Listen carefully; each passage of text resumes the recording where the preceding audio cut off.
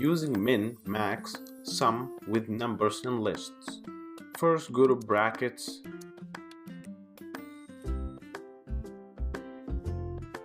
and create a list, for example list num, and add any numbers such as from 1 to 10.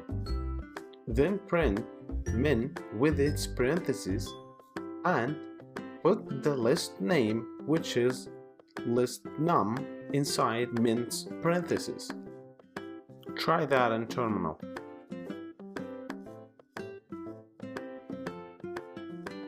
Very good, it's printed the minimum number in the list, which is 1. Alright, now try the word max instead of min and see what it shows in terminal. Cool, number 10 is the maximum number in the list.